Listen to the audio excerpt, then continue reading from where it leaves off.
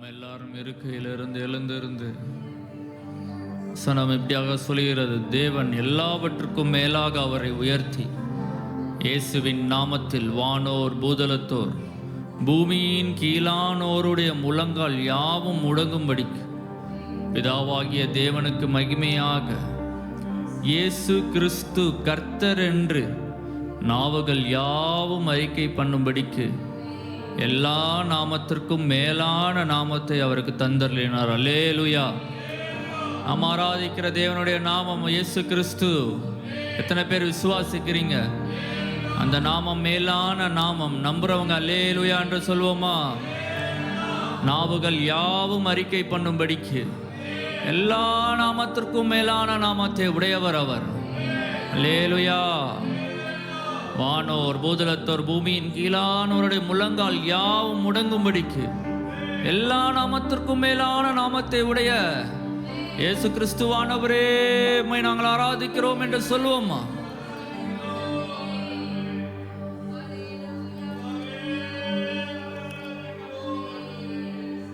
நாம் ஒரு புதிய பாடலை நாம் எல்லாரும் சேர்ந்து பாடுவோம். வானத்திலும் இந்த பூமியிலும் வல்லமையான ஒரு நாமம் உண்டு என்று சொல்லி ஒரு புதிய பாடலை நாம் எல்லாரும் சேர்ந்து கரங்களை தட்டி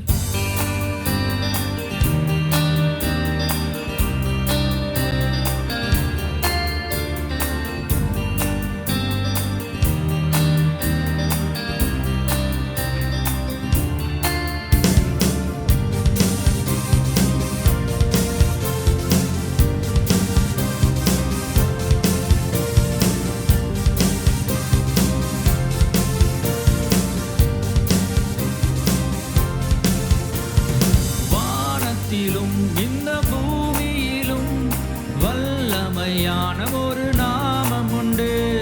வானத்திலும் இந்த பூமியிலும் வல்லமையான ஒரு நாமம் உண்டு. மனுஷருக்குள்ளே வல்லமையான வேறொரு நாமம் இல்லை. மனுஷருக்குள்ளே வல்லமையான வேறொரு நாமம் இல்லை. அவர் நாமம் இயேசு கிறிஸ்து. அவர் நாமம் இயேசு கிறிஸ்து. அவர் நாமம் இயேசு கிறிஸ்து. அவர் நாமம் இயேசு கிறிஸ்து. அவர் நாமத்தில் மன்னிப்பு உண்டு. அவர் நாமத்தில் ரட்சிப்பு உண்டு. அவர் நாமத்தில் மன்னிப்பு உண்டு. அவர் நாமத்தில் ரட்சிப்பு உண்டு. நாம் ரட்சிக்கப்படுவதற்கென்று வேறே நாமம் நமக்கில்லையே. நாம் ரட்சிக்கப்படுவதற்கென்று வேறே நாமம் நமக்கில்லையே.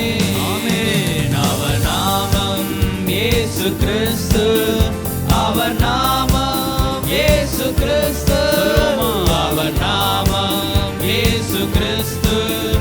அவர் நாமம் இயேசு கிறிஸ்து. மறுபடியும் அவர் நாமம் இயேசு கிறிஸ்து. அவர் நாமம் இயேசு கிறிஸ்து. அவர் நாமம் இயேசு கிறிஸ்து. அவர் நாமம் இயேசு கிறிஸ்து. எத்தனை பேர் நம்புறீங்க? அவருடைய நாமத்திலே மன்னிப்பு உண்டு. அவருடைய நாமமே ரட்சிக்கப்படுகிற நாமம். அல்லேலூயா. அவர் நாமத்தில் பேய்கள் ஓடும். எல்லா செய்வினை கட்டுகள் முறியும். அவர் நாமத்தில் பேய்கள் ஓடும். எல்லா செய்வினை கட்டுகள் முறியும். நாம் விடுதலை அடைவதற்கென்று வேறே நாமம் நமக்கில்லையே. நாம் விடுதலை அடைவதற்கென்று வேறே நாமம் நமக்கில்லையே. அவர் நாமம் இயேசு கிறிஸ்து.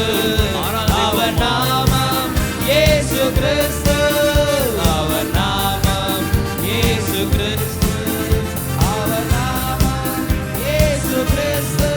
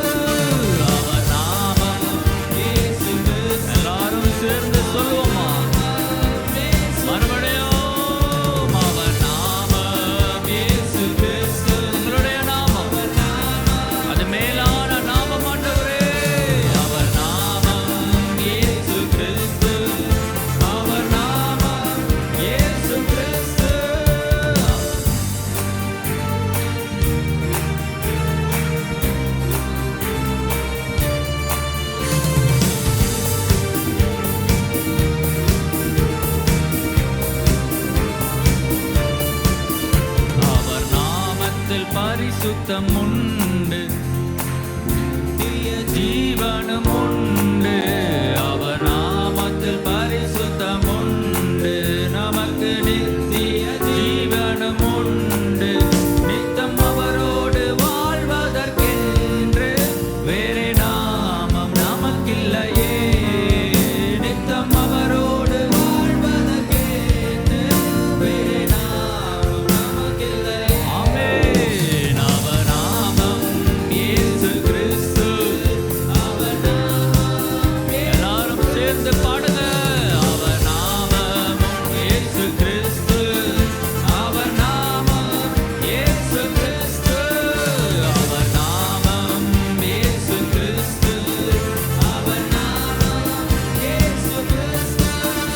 அவர் நாமம் இயேசு கிறிஸ்து. அவர் நாமம் இயேசு. அவர் நாமத்தில் பேய்கள், அவர் நாமத்தில் பேய்கள் ஓடும், எல்லா செய்வினை கட்டுகள் முறியும். அவர் நாமத்தில் பேய்கள் ஓடும், எல்லா செய்வினை கட்டுகள் முறியும். நாம் விடுதலை அடைவதற்கென்று வேறே நாமம் நமக்கில்லையே. நாம் விடுதலை ஆண்டவரே, நீரே எங்களை விடுதலையாக்குகிறீர். அந்த நாமம், அவர் நாமம் இயேசு கிறிஸ்து. அவர் நாமம் இயேசு கிறிஸ்து. அவர் நாமம் இயேசு கிறிஸ்து. அவர் நாமம், அவர் நாமத்தில் அற்புதம் நடக்கும். அவர் நாமத்தில் அற்புதம் நடக்கும். தீமையானாலும் நன்மையாய் மாறும். அவர் நாமத்தில் அற்புதம் நடக்கும். தீமையானாலும் நன்மையாய் மாறும். நம் காரியம் வாய்ப்பதற்கென்று வேறே நாமம் நமக்கில்லையே. நம் காரியம் வாய்ப்பதற்கென்று வேறே நாமம் நமக்கில்லையே. அல்லேலூயா. உடைய நாமம் இயேசு. ஆமென். இயேசு கிறிஸ்து. அவர் நாமம் இயேசு கிறிஸ்து. அவர் நாமம், அவர் நாமத்தில் மன்னிப்பு உண்டு. அவர் நாமத்தில் மன்னிப்பு உண்டு. அவர் நாமத்தில் ரட்சிப்பு உண்டு. அவர் நாமத்தில் மன்னிப்பு உண்டு. அவர் நாமத்தில் ரட்சிப்பு உண்டு. நாம் ரட்சிக்கப்படுவதற்கென்று வேறே நாமம் நமக்கில்லையே. நாம் ரட்சிக்கப்படுவதற்கென்று வேறே நாமம் நமக்கில்லையே. அவர் நாமம் இயேசு கிறிஸ்து. அவர் நாமம் இயேசு கிறிஸ்து. அவர் நாமம் இயேசு கிறிஸ்து. அவர் நாமம். எல்லாரும் கரங்களை உயர்த்தி உங்களுடைய நாமம் இயேசு கிறிஸ்து என்ற நாமத்தை, அது வானோர் பூதலத்தோர் பூமியினுடைய முழங்கால் யாவும் உடங்கும்படி எல்லா நாமத்திற்கும் மேலான நாமத்தை உடைய இயேசு கிறிஸ்து என்ற நாமம், அந்த நாமமே சிறந்தது. அல்லேலூயா. அவர் நாமம் இயேசு கிறிஸ்து. அவர் நாமம் இயேசு கிறிஸ்து. அவர் நாமம் இயேசு கிறிஸ்து. அவர் நாமம் இயேசு கிறிஸ்து. நாமம் இயேசு கிறிஸ்து. அவர் நாமம் இயேசு கிறிஸ்து. அல்லேலூயா. சனம் சொல்கிற ராஜாவாகிய என் தேவனே, உம்மை உயர்த்தி உம்முடைய நாமத்தை எப்போதும் என்றென்றைக்கும் ஸ்தோத்தரிப்பேன். அல்லேலூயா. அவருடைய நாமத்தையே நாம் தொழுது கொள்வோமா? ஆண்டவரே, இந்த நேரத்திலே உம்முடைய நாமத்தை நாங்கள் ஆண்டவரை மகிமைப்படுத்துகிறோம். ஆண்டவரே, எப்பொழுதும் என்றென்றைக்கும் நாங்கள் ஸ்தோத்தரிக்கிறோம். ஆண்டவரே, நாடோறும் உம்மை ஸ்தோத்திரித்து எப்பொழுதும் என்றென்றைக்கும் உம்முடைய நாமத்தையே நாங்கள் துதிப்பேன் என்று வசனம் சொல்லுகிறது. நாங்களும் சொல்லுகிறோம் ஆண்டவரே, உம்முடைய நாமத்தையே நாங்கள் துதிக்கிறோம். ஆண்டவரே, கர்த்தர் பெரியவர், மிகவும் புகழப்படத்தக்கவர். அவருடைய மகத்துவங்களை ஆராய்ந்து முடியாது. அல்லேலூயா. இயேசு கிறிஸ்து என்ற நாமத்தை நாங்கள் தொழுது கொள்ளுகிறோம் என்று சொல்லுவோமா? உங்கள் வாய்களை திறந்து ஆராதிப்போமா? வசனத்திற்கு நேராக நம்முடைய சிந்தையை திருப்பலாம். உபாகமம் முதல் அதிகாரம் 46, 45. இப்படி காதேசிலே தங்கி அங்கே வெகு நாளாயிருந்தீர்கள். நீங்கள் திரும்பி வந்து கர்த்தருடைய சமூகத்தில் அழுதீர்கள். கர்த்தர் உங்கள் சத்தத்தை கேட்கவில்லை, உங்களுக்கு செவி கொடுக்கவும் இல்லை. இந்த நாளின் செய்தியின் தலைப்பாக காதேஸ்.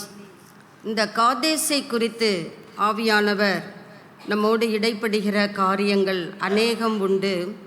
கர்த்தர் நம் ஒவ்வொருவருக்கும் பிரகாசமுள்ள மனக்கண்களை தந்தருளுவாராக.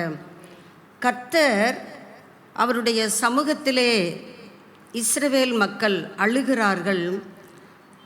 பாஸ்டர் மோசே சொல்லுகிறார், கர்த்தர் உங்கள் சத்தத்தை கேட்கவில்லை. இப்படியும் உண்டா? நீங்கள் அழுது ஜெபிச்சிங்கன்னா கர்த்தர் உங்கள் ஜெபத்துக்கு உடனே பதில் கொடுப்பார். நம்ம அப்படி தான் கேட்டு வளர்ந்துருக்கிறோம். அழுக வரலைன்னா கூட கண்ணை கசக்கியாவது ஒரு அழுகையை கிரியேட் பண்ணிடுவோம். ஏன்னா நம்ம ஜெபத்துக்கு பதில் வேண்டும் என்கிற ஒரு ஆர்வம். ஆனால் இங்கே போதகர் மோசே சொல்லுகிறார், நீங்கள் அழுதிங்க. அதுவும் எங்கே அழுதிங்க? கர்த்தருடைய சமூகத்தில். அவருடைய சமூகத்தில் அழும் பொழுதே கர்த்தர் செவிகள் கேட்கவில்லை என்றால் அந்த அளவுக்கு அவர் இரக்கம் இல்லாதவரா? அவர்கள் அழுதார்கள். எதை குறித்து அழுதார்கள்? நீங்கள் அதற்கு முந்தைய பகுதி 41 நீங்கள் படித்து பார்ப்பீர்களானால் தெரியும்.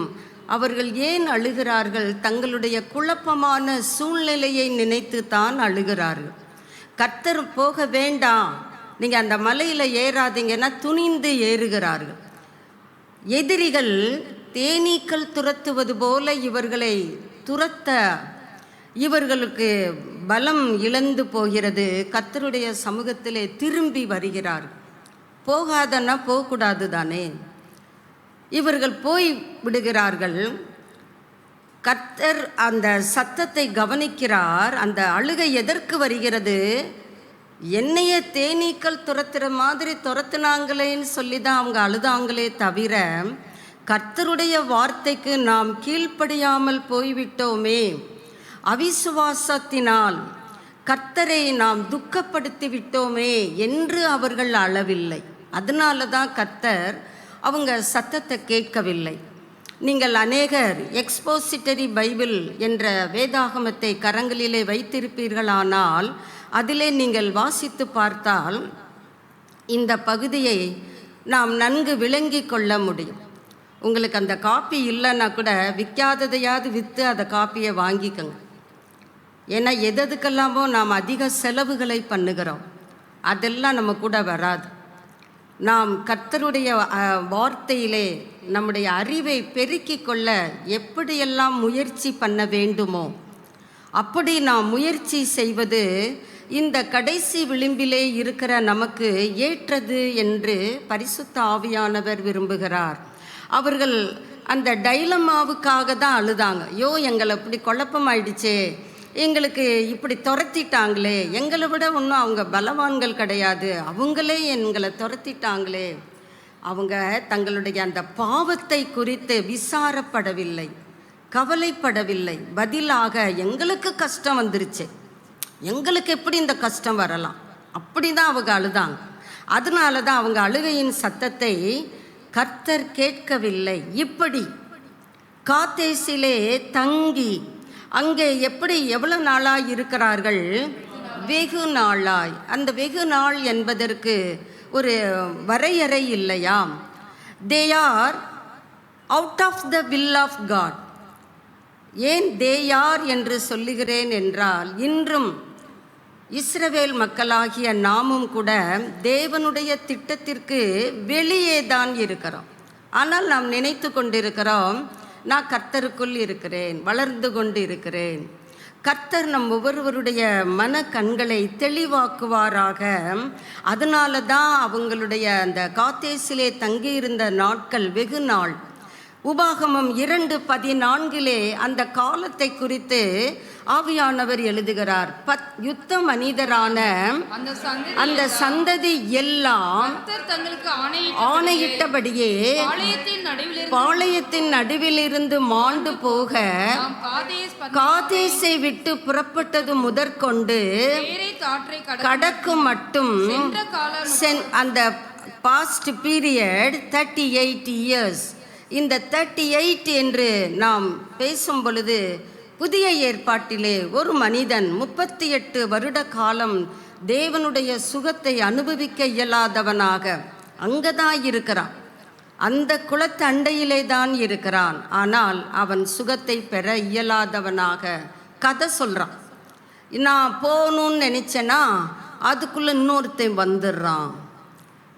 நான் போகணும்னு நினச்சி அங்கேயே தான் இருக்கிறேன், அதுக்குள்ளே குடுக்குடுன்னு ஒருத்தன் ஓடி வந்துடுறான். அவனுக்கு சுகம் கிடைத்து விடுகிறது. எனக்கு இப்படியாக 38 ஆண்டுகள் நான் சுகத்தை பெற முடியாமல் இருக்கிறேனே.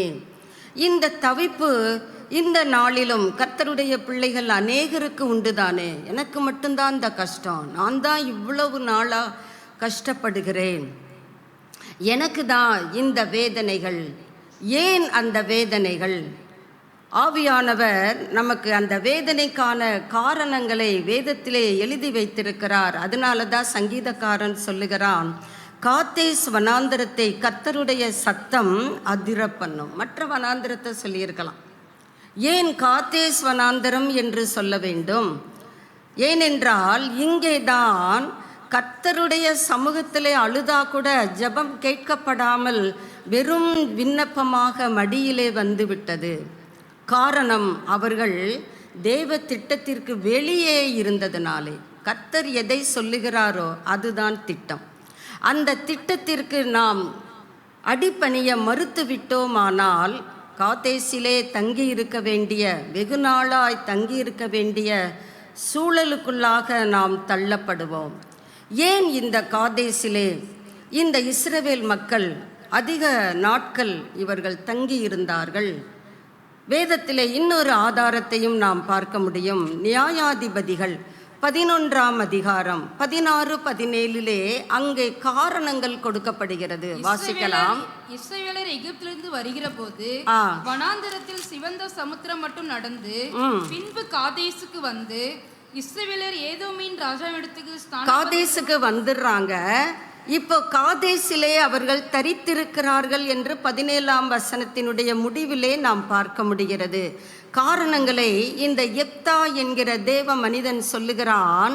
இஸ்ரவேலர் ஏதோமின் ராஜாவிடத்திற்கு ஸ்தானாபதிகளை அனுப்பி உன் தேசத்து வழியாய் கடந்து போகட்டும் சொல்ல சொன்னார்கள். அதற்கு ஏதோமியர் செவி கொடுக்கவில்லை. அப்படியே மோவாபின் ராஜாவினிடத்திற்கும் அனுப்பினார்கள். ஆக ஏதோமியரும் மோவாபியரும் இவர்கள் அந்த ஊர் வழியாக, பைபாஸ் வழியாக கடந்து செல்லுவதற்கு அனுமதி கேட்கிறார்கள். அங்கே ஏதோமியரும் மோவாபியரும் அனுமதிக்கவில்லை. அதனால தான் இவர்கள் 38 ஆண்டு காலம் காதேசிலே தரித்திருக்க வேண்டிய நிலைமை. இது எழுத்தின்படியான காரணம். ஆவிக்குரிய காரணத்தையும் கர்த்தர் வேதத்திலே எழுதி வைத்திருக்கிறார். எழுத்தின்படியான காரணத்தையும் கர்த்தர் எழுதி வைத்திருக்கிறார். ஏதோமியரும் மோவாபியரும் அவங்க தேசத்து வழியாக போவதற்கு சம்மதம் தரவில்லை. அதனால வேற வழி இல்லை, அங்கேயே அவர்கள் தரித்திருக்க வேண்டிய சூழல். ஆனால் பாஸ்டர் மூலமாக ஆவியானவர் சொல்லுகிறார், நீங்கள் தேவ திட்டத்திற்கு வெளியே போயிட்டீங்கப்பா, அதனால தான் நீங்கள் வெகு நாளாக இங்கேயே இருக்கிறீங்க. நீங்கள் எந்த காரணத்தின்படியாக நீங்கள் காதேசிலே தங்கி இருக்கிறீர்கள்? எழுத்தின்படியான காரணமா? இவங்க நிறைய பழிகளை போட்டு பழகிவிட்டோம். ஏதேன் தோட்டத்தில் இருந்து அது நடந்து வருகிறது. நீ ஏன் ஒளிஞ்சிருக்கிற? உனக்கு நிர்வாணம் என்று சொன்னது யார்? அதுக்கு பதில் வரலை. நீ பழத்தை சாப்பிடாதன்னு சொன்னேன், சாப்பிட்டியா? நான் சாப்பிட்டேன் உள்ளதை சொல்லியிருக்கலாம். நீர் தந்த ஸ்திரீ ஆனவள் எனக்கு கொடுத்தாள். உன்னை அம்மாவை பார்த்து கேட்குறாரு, ஏம்மா? அதோ அந்த சர்ப்பம் பழியை மற்றவர்கள் மீதே போட்டு பழகிவிட்ட இஸ்ரவேலர்கள் சொல்லுகிறார்கள், ஏதோமியரும் மோவாபியரும் எங்களுக்கு சம்மதம் தரலை, அதனால தான் நாங்கள் இங்கே தங்கி இருந்தோம். ஆனால் பாஸ்டரை கொண்டு, மோசையை கொண்டு கர்த்தர் சொல்லுகிறார், ஏதோமியரையும் மோவாபியரையும் நான் துரத்தி அடிப்பது எனக்கு அவ்வளவு அரிதான காரியமா? நான் மாம்சமான யாவருக்கும் தேவனாகிய கர்த்தர். என்னாலே செய்யக்கூடாத அதிசயமான காரியம் ஏதாவது இருக்கா? மனிதரால் இது கூடாதது தான், தேவனாலே எல்லாம் கூடும் தானே. தேவ திட்டத்திற்கு நீங்கள் வெளியே போய்விட்டதுனால செய்யாதனா செய்யறீங்க, செய்யனா செய்ய மாட்டேன்றீங்க. அதனால தான் நீங்கள் காத்தேசிலே வெகு நாளாயிருந்தீர்கள். அந்த வெகு நாள் என்பதையும் கூட அங்கே போதகர் மோசே மூலமாக சொல்லப்படுகிற காரியம் 38 years, கிட்டத்தட்ட 11 நாட்களுக்குள்ளாக அழகாக இவர்கள் அந்த வாக்குத்தத்தம் பண்ணப்பட்ட தேசத்தை சுதந்தரிக்க வேண்டிய தேவ பிள்ளைகளுக்கு காத்தேஸ் என்கிற வனாந்திரத்திலேயே 38 ஆண்டுகள் காத்திருக்க வேண்டியதாக, தங்கி இருக்க வேண்டியதாக, தரித்திருக்க வேண்டியதாக சூழல் அமைந்து விடுகிறது. அதனால தான் தேவ திட்டத்திற்கு வெளியே யாரெல்லாம் இருக்கிறோமோ கர்த்தர் இந்த காலை வேளையிலே சொல்லுகிறார், இதை நாம் ஏற்றுக்கொண்டாலும் ஓகே, ஏற்றுக்கொள்ளவில்லை என்றாலும் ஓகே. கர்த்தர் சொன்னால் சொன்னது தான், அதற்கு மிஞ்சினது எதுவும் இல்லை. கர்த்தர் சொல்றாரு, நீ தேவ திட்டத்திற்கு வெளியே போனான், நான் எப்படி உன்னை மீட்டு கொள்ள முடியும்? சற்று நம்முடைய ஆவிக்குரிய பயணத்திலே எதெல்லாம் நமக்கு தடையாக இருக்கிறது என்று நாம் சற்று உள்ளாக ஆராய்ந்து பார்த்தால் நமக்கு நன்கு தெரியும். இந்த ஸ்டாப்பிங், இந்த பஸ் ஸ்டாப்பில் இந்த பஸ்ஸு நிற்கும். எவ்வளோ நாளாக நின்னது? 38 years இந்த வண்டி நின்று விட்டது.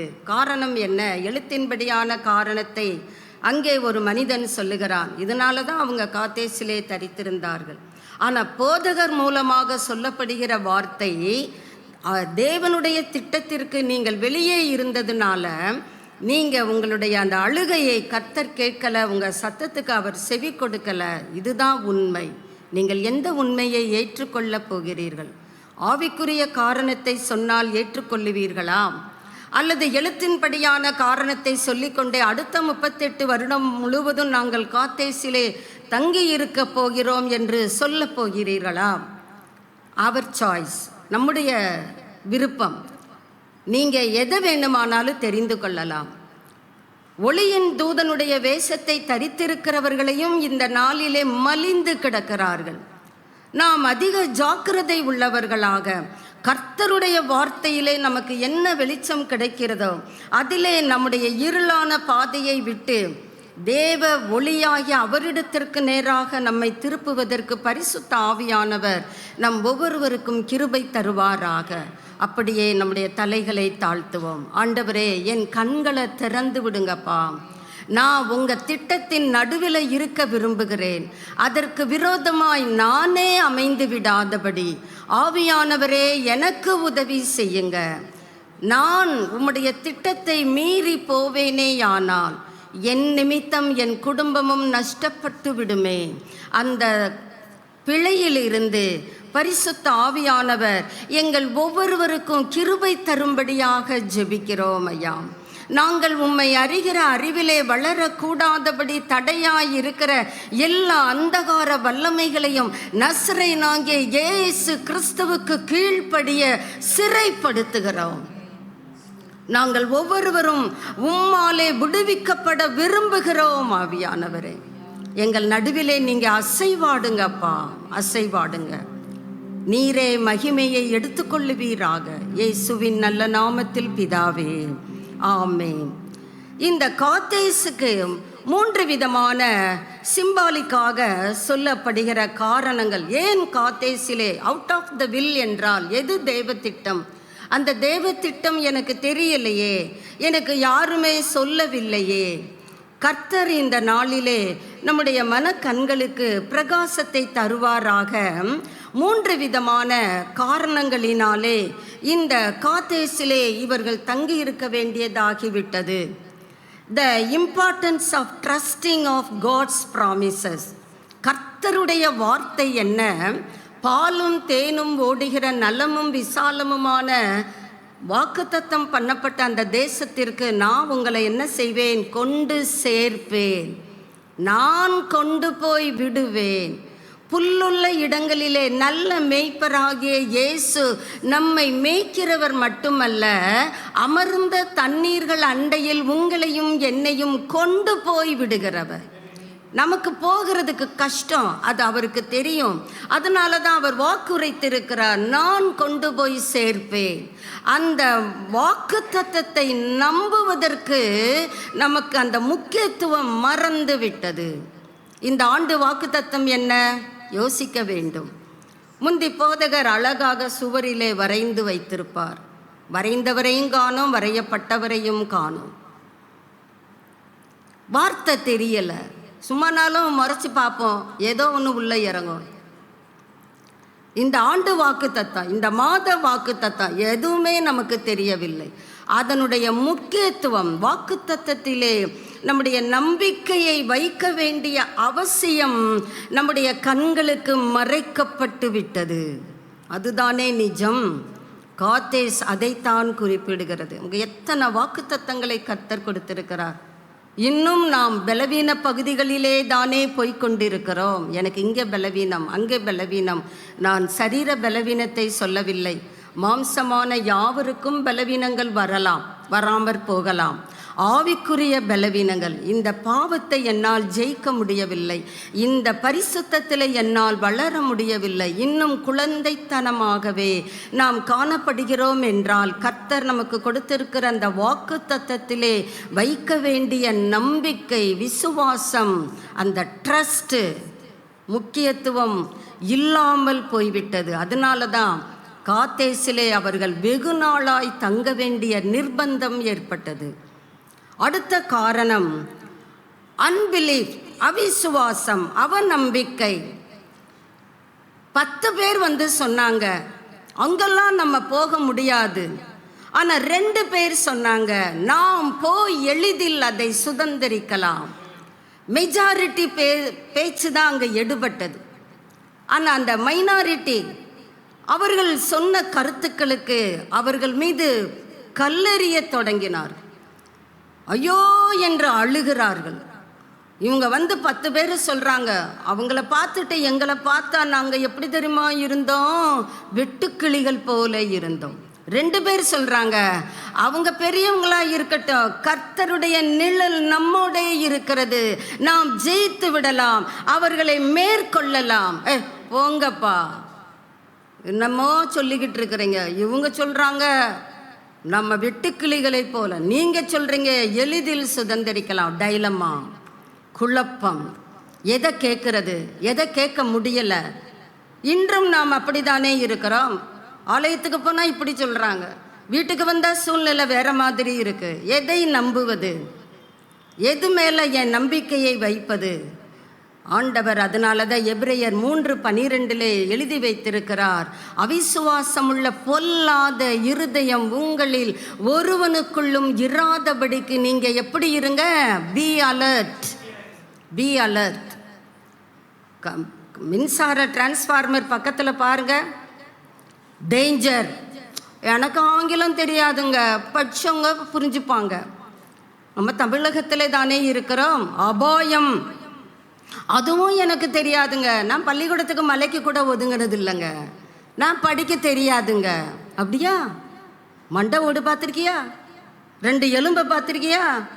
தொட்டா நீ இப்படி தான் மாறும். இதுவும் புரியலைன்னா அப்போ நம்ம எங்கே கணக்கில் வைக்க வேண்டுவது? 10 பேர் சொல்கிறாங்க முடியாது, போக முடியாது, நம்மளை அவங்க முழுங்கிருவாங்க. சங்கீதம் 35:10 கர்த்தர் எழுதி வைத்திருக்கிறார், அவனிலும் பலவானுடைய கைக்கு நம்மை தப்புவிக்கிறவர்.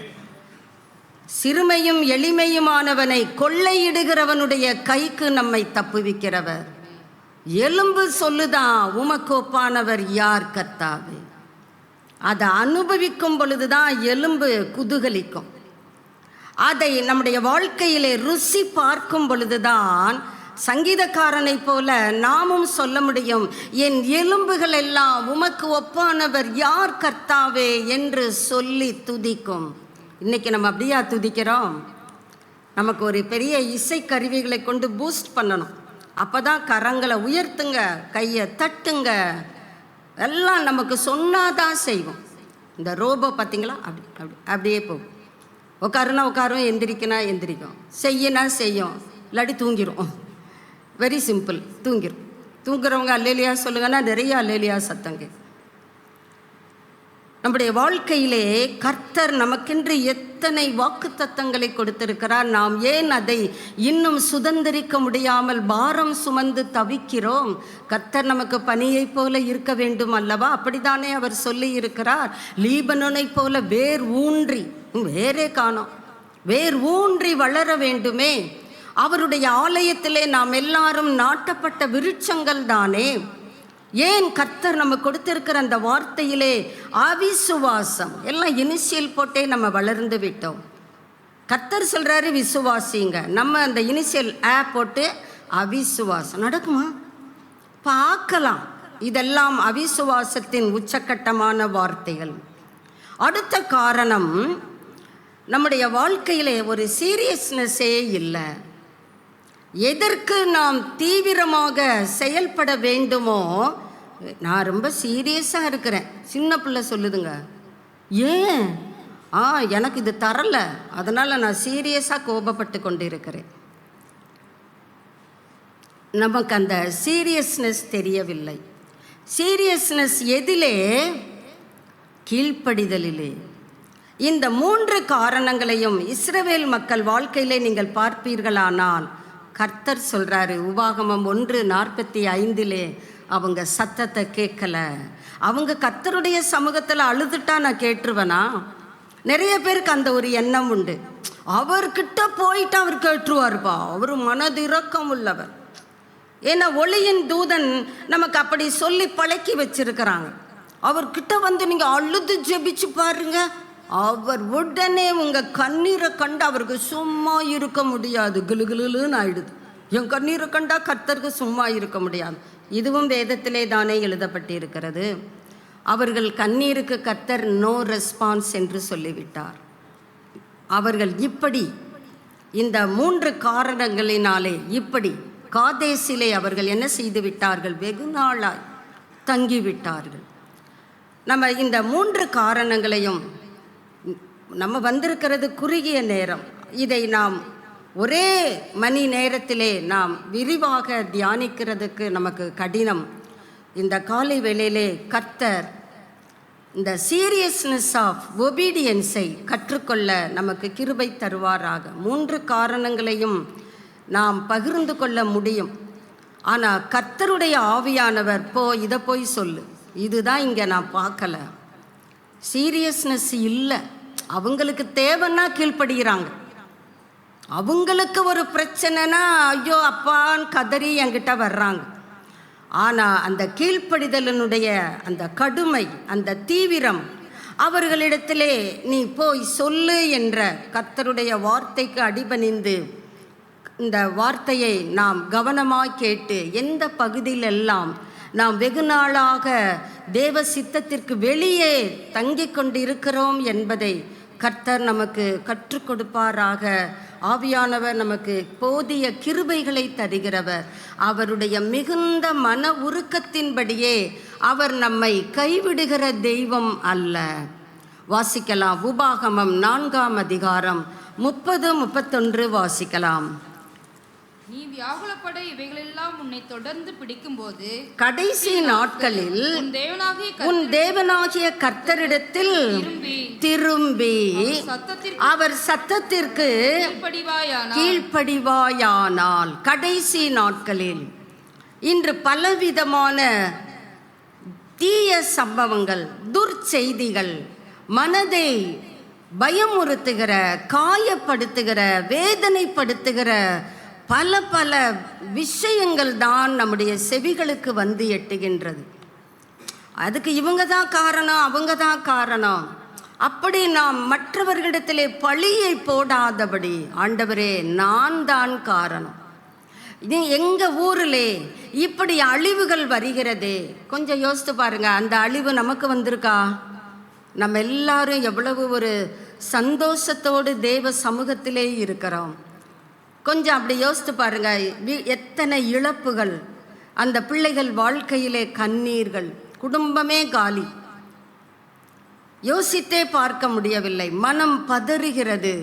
கடைசி நாட்களில் இருக்கிற நம்மைக்கு கர்த்தர் சொல்லுகிறார், உன் தேவனாகிய கர்த்தரிடத்திலே திரும்பி அவர் சத்தத்திற்கு செவி கொடுப்பாயானால்.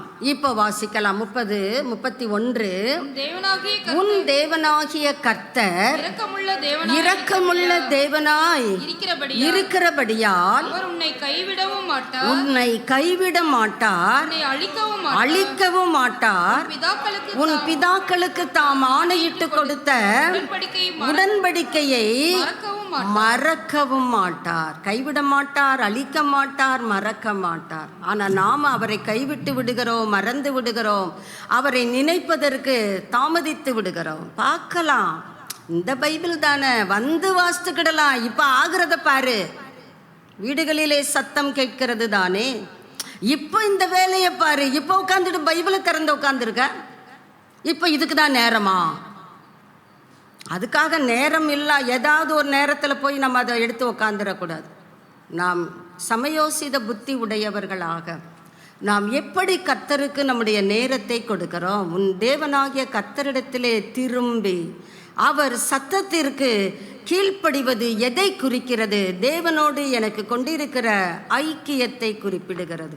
தேவனும் நானும் ஒன்று, கிரியேட்டர், அவர் என்னுடைய சிருஷ்டிகர், நான் அவருடைய சிருஷ்டிப்பு. சிருஷ்டிகருக்கும் சிருஷ்டிப்புக்கும் இடையில் இருக்கிற அந்த உறவை பிரதிபலிக்கிறது தான் கர்த்தரிடத்தில் திரும்பி அவர் சத்தத்திற்கு கீழ்ப்படிவது. இது ஏதோ ஒரு விதிமுறைகளுக்கு அல்லது கட்டுப்பாடுகளுக்கு நாம் உடன்படுவதா, அடிபணிவதா? இல்லை, கர்த்தர் அதை சொல்லலை. அப்படின்னா நம்ம பார்த்தா எல்லாருமே இதில் சரியாயிருப்போம். தசமபாகம் கொடுக்கவில்லையா? என்ன பார்த்தா அப்படி கேட்குற? நான் 10ல் 1 இல்லை 2 கொடுக்கிறேன், அப்படி சொல்லுகிற தேவ பிள்ளைகள் உண்டு தானே. 10க்கு 10 கபலீகரம் பண்ணுகிறேன், அப்படி சொல்லுகிற பிள்ளைகளும் உண்டு தானே. நாம் எப்படி எல்லாம் கொடுக்கிறோம்? ஆலயத்திற்கு வருகிறோமா? ஆமாம், என்ன வேகமாக கிளம்பி வருவோனாக்கும். நான் தான் ஆள் ஆலயத்தின் வாசற்படியிலே காத்திருப்பதையே தெரிந்து கொள்ளுவேன்.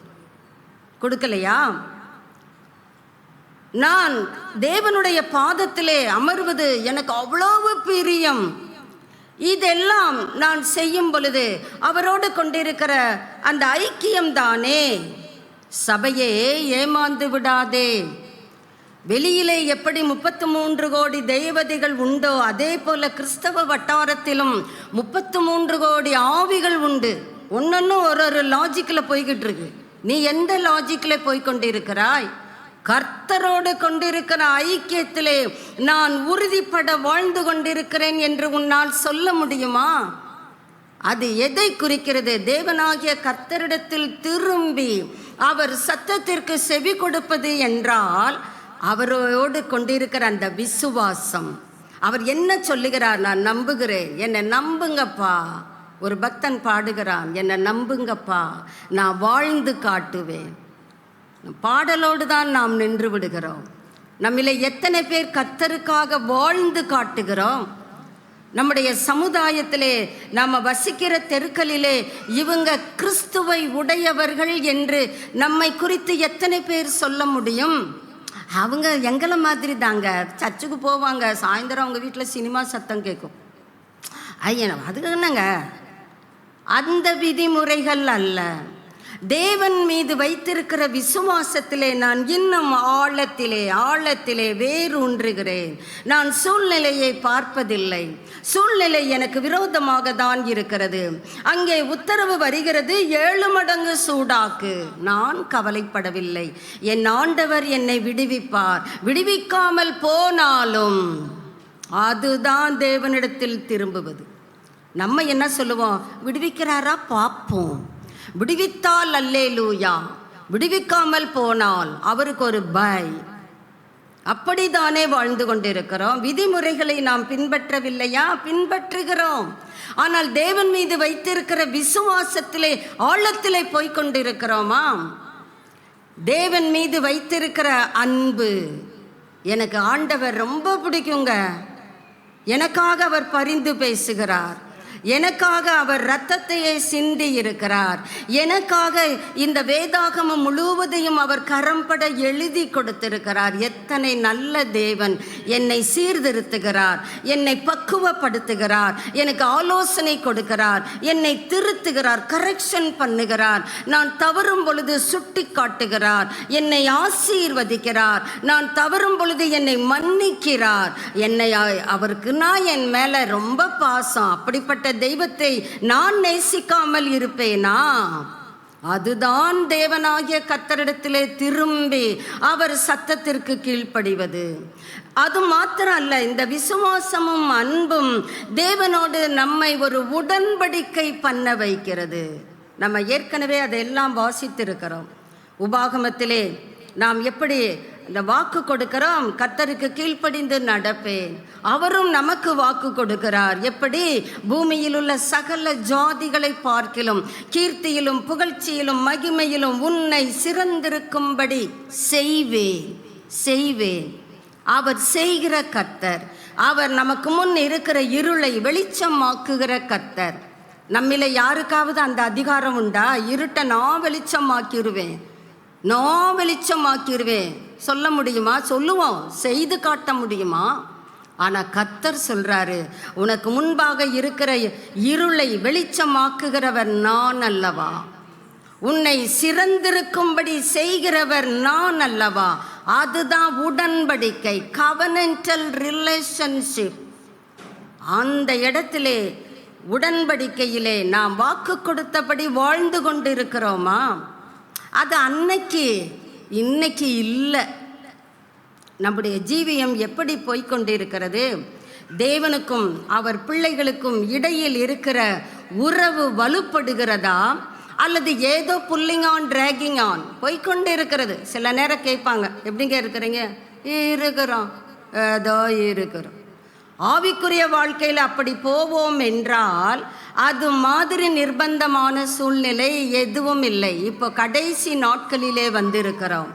இப்போவாது உன் தேவனாகிய கர்த்தருடைய சத்தத்துக்கு நீ செவி கொடுத்து அவர் பக்கம் திரும்புவாய் என்றால் அதுதான் சீரியஸ்னஸ் ஆஃப் ஒபீடியன்ஸ். அந்த கீழ்ப்படிதலினுடைய அவசியத்தை, அந்த கீழ்ப்படிதலினுடைய தீவிரத்தை நாம் சற்று கர்த்தர் என்ன சொல்லுகிறார் பார்க்கலாம். உபாகமம் 28:1 வாசிக்கலாம்.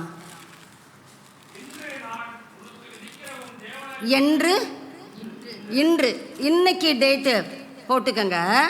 இன்னைக்கு கர்த்தர் சொல்றாரு, இன்று உனக்கு நான், கர்த்தருக்கும் நமக்கும் இடையில் இருக்கிற உடன்படிக்கை. அந்த உடன்படிக்கையிலே கர்த்தர் சொல்றார், இன்னைக்கு நான் உனக்கு சொல்லுகிற விதிக்கிற உன் தேவனாகிய கர்த்தருடைய கட்டளைகளின்படி எல்லாம். ஒரு கட்டளை மிஸ் ஆனாலும் போயிடுச்சு. எல்லாம் என்றால் எல்லாம் தான். ஆண்டவரே, நாங்கள் அத்தனை கட்டளைகளுக்கு கீழ்ப்படிந்தோம் தானே. அப்படிதான் மத்தேயு 25 ஒரு குரூப் வந்து சொல்றாங்க, கதவை திறக்க வேண்டும். ஆண்டவர் உடனே வாங்க வாங்க, ஐயோ சாரிப்பா மறந்துட்டேன்பா அப்படிலாம் சொல்லலைங்க. கர்த்தரை நீங்கள் அப்படிலாம் எதிர்பார்த்துறாதீங்க. நான் சொன்னால் கர்த்தர் திறப்பாரு. இந்த பீலா டாக்கெல்லாம் ஸ்டாப் பண்ணி விட வேண்டும். அவங்க அப்படி தான் போய் கேட்டாங்க, எங்களுக்கு திறக்க வேண்டும், ஆர்டர். திறங்க ஆண்டவரேன்னு கூட சொல்லலை, எங்களுக்கு திறக்க வேண்டும். நாங்கள் யாரு? கன்னிகைகள். நாங்கள் யாரு? உம்முடைய வருகைக்கென்று ஆயத்தமாயிருக்கிறவர்கள். நாங்கள் யாரு? கையில் விளக்கு வச்சிருக்கிறோம். திறக்க வேண்டும். ஆண்டவர் அவர்களுக்கு சொன்ன பதில் என்ன? யார் நீங்கள்? எனக்கு தெரியாதே நீங்கள் யாருன்னு. கதவு பூட்டியாகிவிட்டதென்றால் திறக்க இயலாது. அவர் ஒருவரும் திறக்கக்கூடாதபடி பூட்டுகிறவர். கடைசி நாட்களிலே வந்து விட்டோம். ஆண்டவர் அதெல்லாம் பார்த்துக்குவார். லாஸ்ட் மொமெண்ட்டில் பார்த்துக்கலாம். அதுக்கு ஒரு எக்ஸாம்பிள்லாம் வச்சுருப்போம். சிலுவையிலே கள்ளன் சொல்லலையோ, என்னை நினைத்தருளும். ஆண்டவர் உடனே வாக்கு கொடுத்தார் அல்லவா, இன்றைக்கு நீ என்னுடனே கூட பரதீசில் இருப்பார். அப்படி கர்த்தர் நமக்கும் கிருபைகளை தருவார்.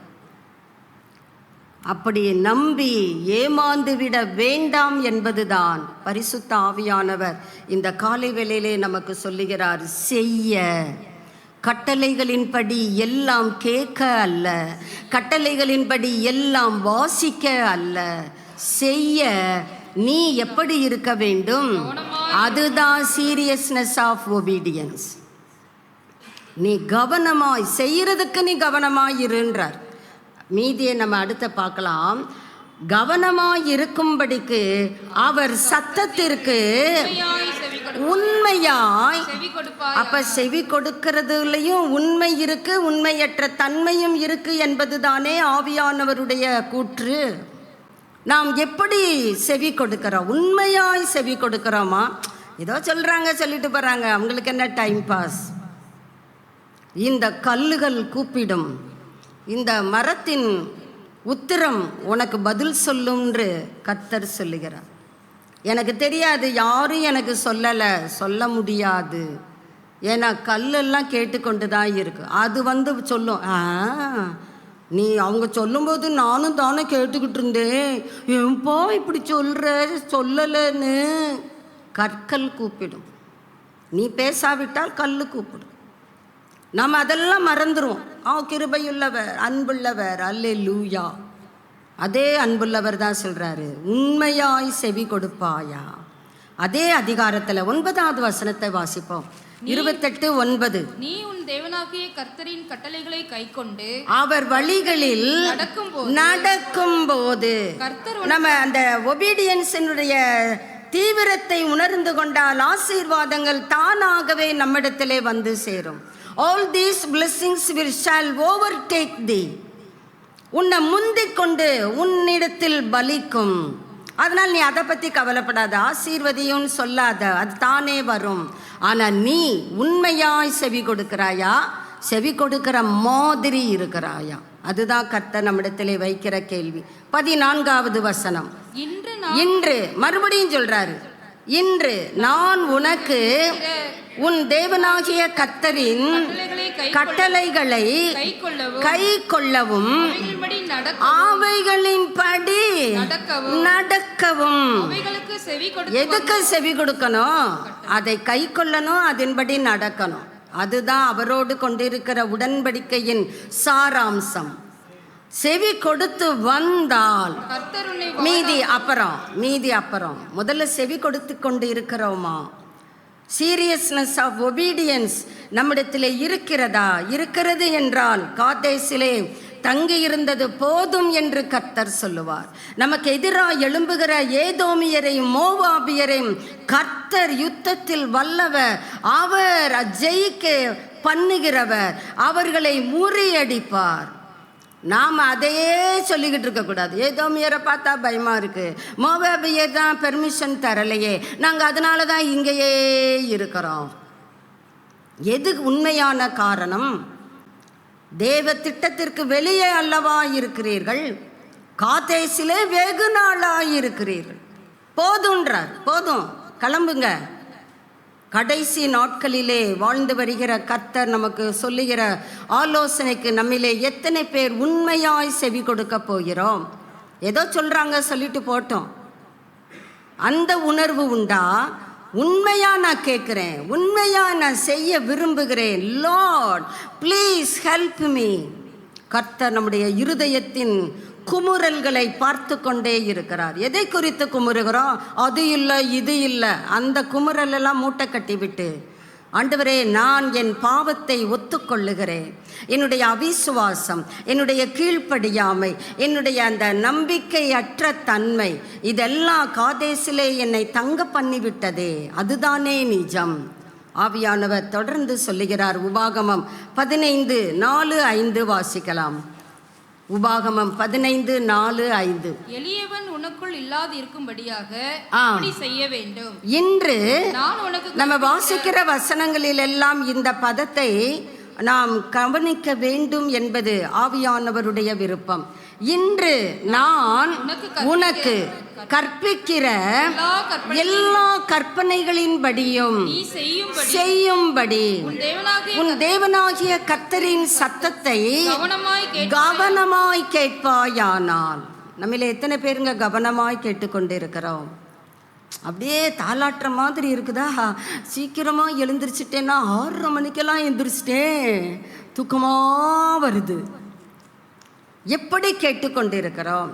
கவனமாய் கேட்பாயானால் உன் தேவனாகிய கர்த்தர் உனக்கு சுதந்தரிக்கும்படி கொடுக்கும் தேசத்தில் உன்னை ஆசீர்வதிப்பார். இல்லைங்க, மேன்மேலும், above and above, higher and higher. உங்களுக்கு எந்த ஆசீர்வாதம் வேணும்? ஏதோ இருக்கிறேங்க, புல்லிங் ஆன் டிராகிங் ஆன், அந்த ஆசீர்வாதம் வேண்டாம். கர்த்தரே சொல்றாரு, நீ உண்மையாய் செவி கொடுத்தால் மேன்மேலும் உன்னை எப்படி பண்ணுவேன்? ஆசீர்வதிப்பேன். யாத்ராகமம் 15:26. இதெல்லாம் கர்த்தர் நமக்கு சொல்லுகிற வார்த்தைகள். எப்படி செவி கொடுக்கிறோம்? அந்த கீழ்ப்படிதலினுடைய தீவிரத்தை கர்த்தர் நமக்கு சுட்டி காட்டுகிறதை உணர முடிகிறது. யாத்ராகமம் 15:26. மறுபடியும் அதேதான், நீங்கள் அல்ல, பலரை குறித்து அங்கே கர்த்தர் முக்காடு போட்டு சொல்லவில்லை. நீ, உங்க ஒவ்வொருத்தர் பெயரையும் அதுல போட்டுக்கங்க. கர்த்தர் சொல்றாரு, அவர் சத்தத்தை நீ எப்படி கேட்கணும்? கவனம். நம்முடைய ஹை அஃபீஷியல் ஒரு காரியத்தை நமக்கு சொல்றாங்கன்னா, எஸ் சார், எஸ் சார். யாராவது வீட்டில் கத்துனாங்க கூட எல்லாம் ஆக்ஷன் பயங்கரமா இருக்கும். பேசாத. ஹை அஃபீஷியல் பேசிக்கிட்டு இருக்கிற ஃபோனில் பேசுறது வீட்டில் இருக்கிறவங்களுக்கு தெரியுமா என்ன? ஆக்ஷனில் பண்ணுறதுல குடும்பமே மிரண்டு போய் ஒதுங்கிரும். அவங்களுக்கு கீழ்ப்படிய உனக்கு தெரியுது, கவனம் இருக்கு. ஏன் சத்தத்தை நீ எப்படி கேட்குற? கர்த்தருடைய கேள்வி. உங்க பதில் என்ன? கவனமாய் கேட்டு அவர் பார்வைக்கு செம்மையானவைகளை, அந்த வார்த்தையை பாருங்க. அவர் பார்வைக்கு, நம்ம பார்வைக்கு இல்லை. நம்ம இன்னைக்கு எல்லாம் அப்படிதான் போய்கொண்டே இருக்கிறோம். நான் என் பார்வைக்கு கரெக்டாக இருக்கிறேன் அப்படித்தானே சொல்லிக்கிட்டு இருக்கிறோம். நான் சரியாக தான் இருக்கிறேன், நீ உன் வேலையை பார். ஆண்டவருக்கே அப்படி திருப்பி அடிப்போம். நான் கரெக்டாக தான் போகிறேன், நான் என்ன தப்பு பண்ணிட்டேன்? நீ என்ன தப்பு பண்ணி இருக்கிறன்றத வார்த்தையின் வெளிச்சத்திலே நீயே பார்த்துக்கொள். அவர் பார்வைக்கு செம்மையான தைன் இருக்கா, செம்மையானவைகளைன்னு இருக்கா?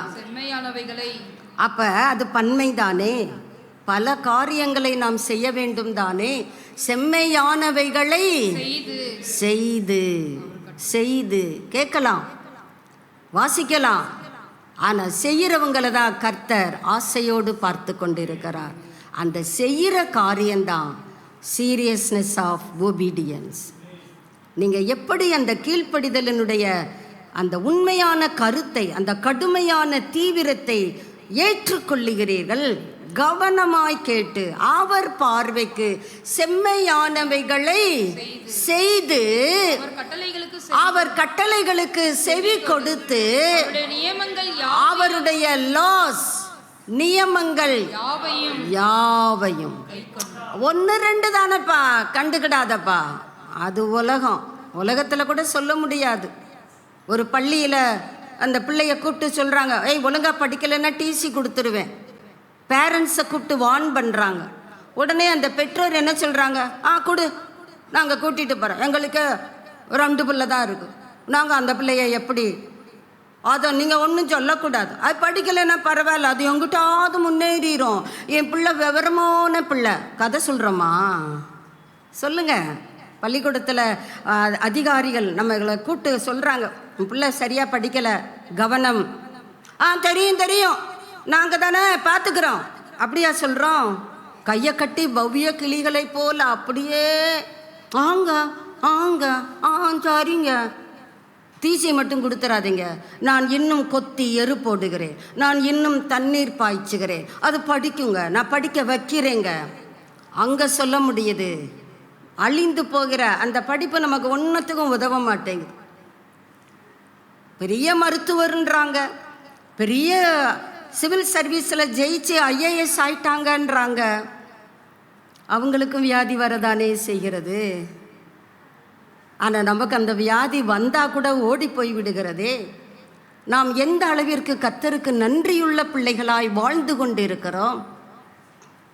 இல்லாததை சொல்லி முறுமுறுத்துக்கிட்டே இருக்கிறோம், அது இப்படி இது இப்படி. நாம் கர்த்தருக்கு பார்வைக்கு செம்மையானதை நியமங்கள் யாவையும் கை கொண்டால். இப்போ உடனே அந்த பிள்ளைக்கு பார்த்து சொல்கிறாங்க, இந்த டைமுக்கு நீ கிளாஸ்க்குள்ளே இருக்கணும். அனுப்புகிறோம் தானே. தூங்குனா கூட முதுகில் ஏறி மிதிக்கிறோம்ல, எந்திரின்றோம். ஆனால் ஆவிக்குரிய காரியங்களிலே அது சின்ன பிள்ளை, அதுக்கு விவரம் தெரியலை. அந்த குழந்தைக்கு வயது என்ன? 30 கடந்திருக்கும். அது குழந்தை, அந்த குழந்தை தூங்கட்டும். உலகத்திற்கென்றால் கண்டிப்பை காண்பிக்கிறோம், அழிந்து போகிறது. அந்த படிப்பு நமக்கு ஒன்றும் மேன்மையை தந்து விடுறதில்ல. அது கொடுக்குற மேன்மையாக இருந்தாலும் போகும்போது எடுத்துகிட்டு போகிறதும் கிடையாது. கடந்த வாரத்தில் ஒரு அம்மா தவறி போயிட்டாங்க. அவங்க படித்த சர்டிஃபிகேட்டெல்லாம் வைக்கிறாங்களா நான் பார்த்தேன். பார்க்க காஃபின் பாக்ஸில் அந்த 2 பிள்ளைகளும் எல்லாத்தையும் பத்திரமா, அம்மா நீ தான் படித்த, நீ இந்த சர்டிஃபிகேட்டை போகும்போது எடுத்துகிட்டு போ. அம்மாவை மட்டும்தான் அனுப்பினாங்க.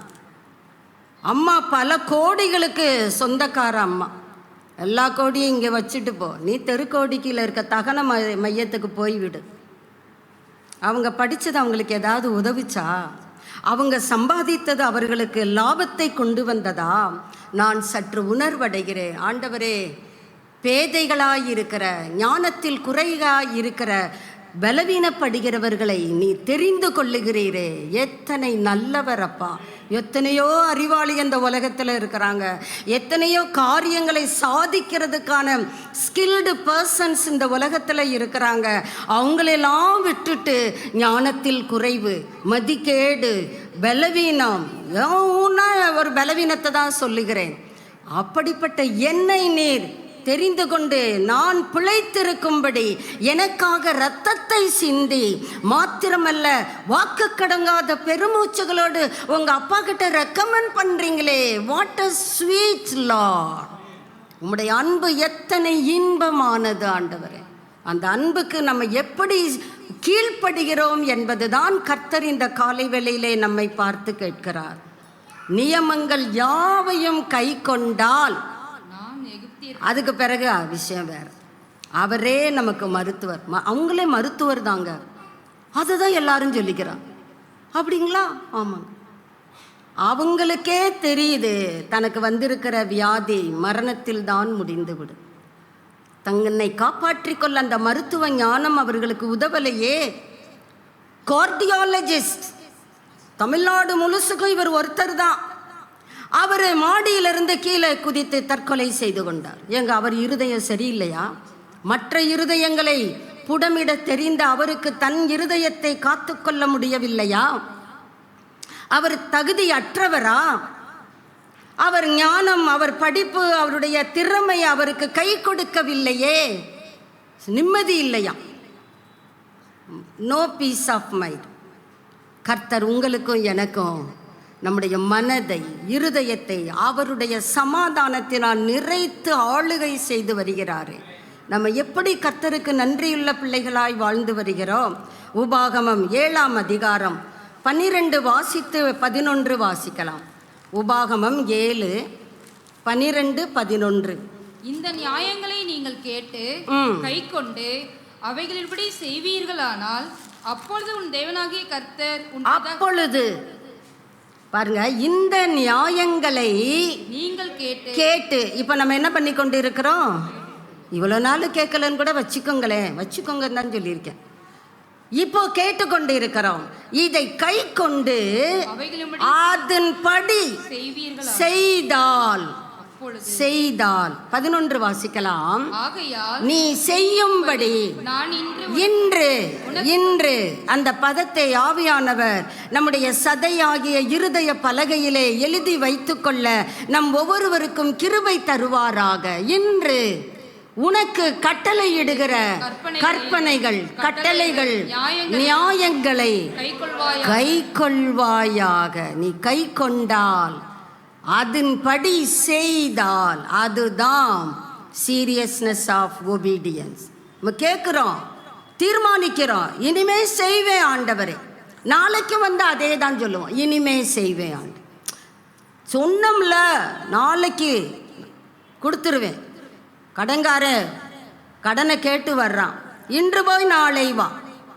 அடுத்த நாளும் வர்றான். அவனுக்கு எதை பதில் சொல்லுகிறோம்? நேற்று என்ன சொன்னேன் அவங்கிட்டயே கேட்குறோம். இன்று போய் நாளை வா. அதே தான் இன்னைக்கும் சொல்கிறேன், இன்று போய் நாளை வா. டெய்லி அதே சொல்லிக்கிட்டு இருந்தால் அவன் ஏற்றுக்கொள்ளுவானோ பார்க்கலாம். நாம் பல தீர்மானங்களை எடுக்கிறோம், தீர்மானத்தின்படி வாழ்கிறோமா? அந்த கீழ்ப்படிதலை கடைசி நாட்களிலே உன் தேவனாகிய கர்த்தருடைய சத்தத்திற்கு கீழ்ப்படிய அவர் பக்கம் நீ திரும்புவாயா? அதுதான் கர்த்தர் நம் ஒவ்வொருவரிடத்திலும் எதிர்பார்க்கிறார். வேதத்திலே பழைய ஏற்பாட்டிலே 2 சகோதரர்களை, புதிய ஏற்பாட்டிலே ஒரு சகோதரனையும் நாம் இந்த சீரியஸ்னஸ் ஆஃப் ஒபீடியன்ஸுக்கு ஆதாரமாக ஆவியானவர் நம் முன்பாக வைக்கிறார்.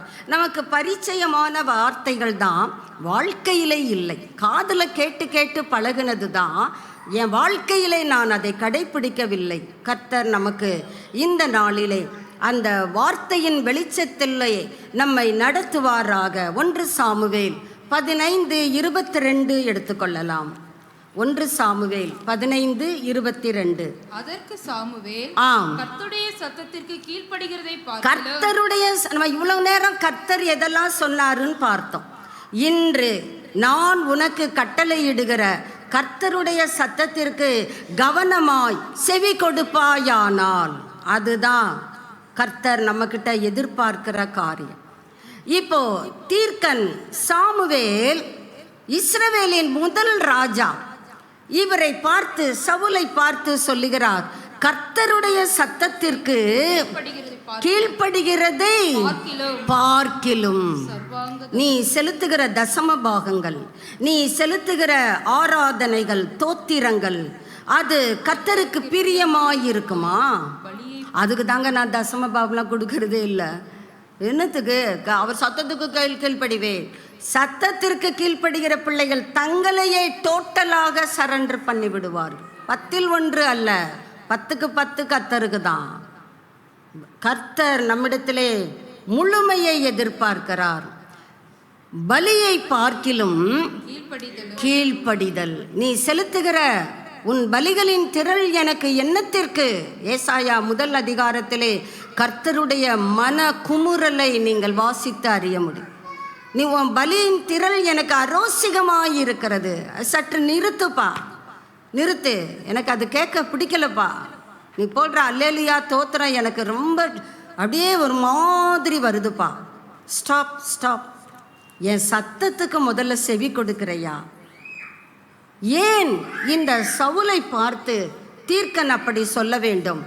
அவனை ராஜாவா அப்பாயிண்ட் பண்ணும் பொழுதே கர்த்தர் இதே சாமுவேலை கொண்டு சொல்லுகிறார். 12ஆம் அதிகாரம் 14-15 வாசிக்கலாம்.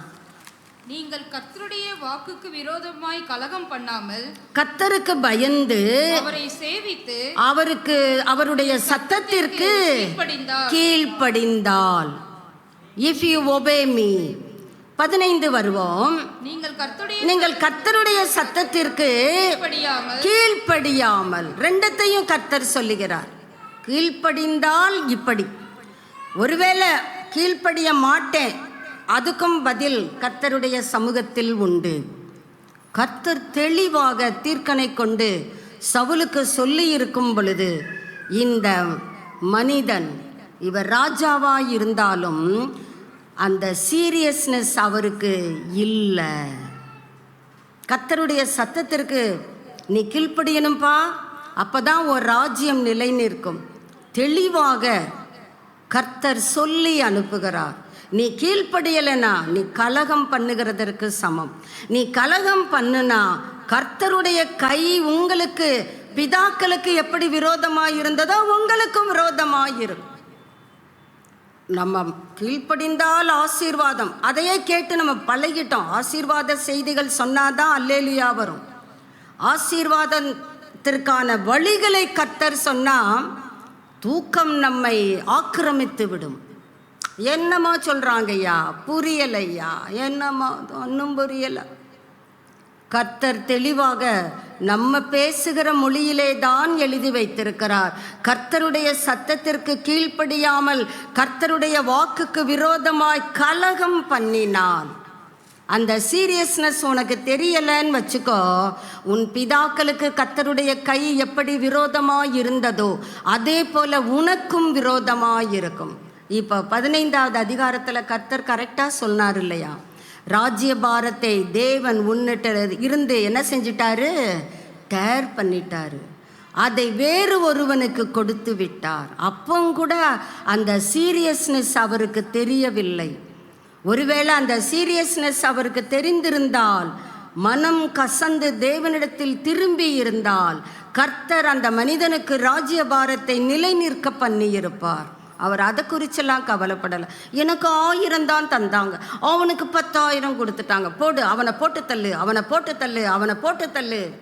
அவன் மனம் முழுவதிலும் தன்னுடைய மருமகன் மேலே தான் காய்மகாரமாய் பொறாமை முழுவதுமாக நிரம்பி வழிகிறது. பொறாமையோ எலும்புருக்கி, டியூபர்குலோசிஸ், எலும்பை தொலைக்கிற வியாதி, அது எலும்பையும் காணாமல் போக பண்ணிவிடும். அதனால தான் கர்த்தர் சொல்கிறாரு, என் சத்தத்துக்கு நீ செவி கொடு, கீழ்ப்படிந்தா நீயும் உன் சந்ததியும் என்னுடையவர்களாய் இருப்பீர்கள், மை பீப்புள், என் ஜனமாய் இருப்பீர்கள். இந்த சவுலுக்கு வந்த காரியத்தை நாம் சற்று நேரம் இருக்கிறது வரை தியானிக்கலாம், வாசிக்கலாம். பாருங்க, 1 சாமுவேல் 28ஆம் அதிகாரம், அதை எடுத்துக்கொள்ளுவோம். 3ஆம் வசனம், 9ஆம் வசனம், 18ஆம் வசனம். 1 சாமுவேல் 20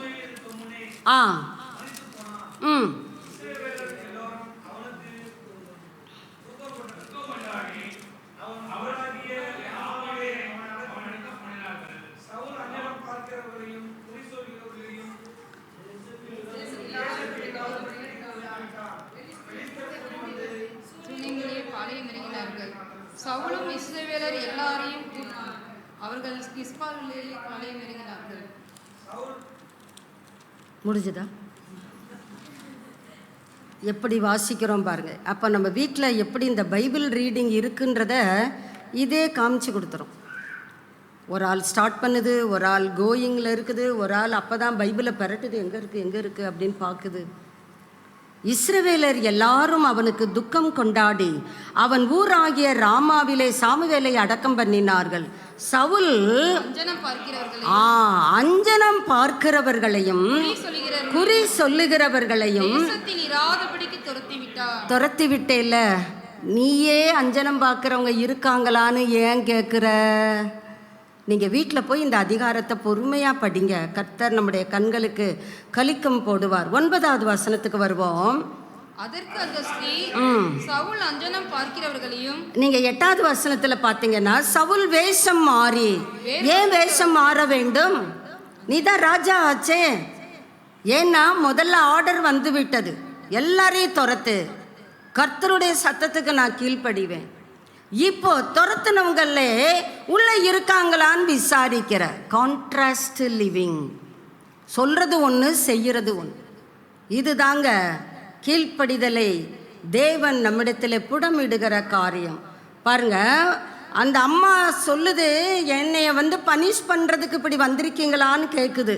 பாருங்க, என்னை கொன்று போடும்படி என் பிராணனுக்கு கண்ணி வைக்கிறது என்ன? துரத்திட்டாங்கன்றத அந்த அம்மா சொல்ல மாட்டேங்குது. ராஜா கண்டுபிடிச்சா என் அப்பா என்னை கொன்று போடுவானேப்பா, நீங்கள் என்னப்பா பண்ணுறீங்க? பயப்படுகிறது. ராஜா வேஷம் மாறினவன் இப்போ சொல்கிறான், இந்த காரியத்தில் உனக்கு என்ன வராது? அதுவும் யாரை கூப்பிட்றான் பாருங்க, யாரை துணைக்கு கூப்பிட்றான் பாருங்க. நம்ம மாதிரி தான், நம்ம அப்படி தானே பண்ணுறோம். பைபிள் அடித்து சொல்கிறேன், வீடுகளில் அப்படி தானே பேசுகிறோம். தலையில் அடித்து சொல்லுகிறேன், எல்லாம் உள்டா. ஆனால் போடுறது கர்த்தர் மேலே பாருங்க. கர்த்தருடைய ஜீவனை கொண்டு என்று அவளுக்கு கர்த்தர் மேல் ஆணையிட்டான். பாருங்க, ஒரு அஞ்சனக்காரி கூட இந்த ராஜ சத்தத்துக்கு செவி கொடுக்கவில்லை. இன்னும் பாருங்க, 18 வந்துருவோம்.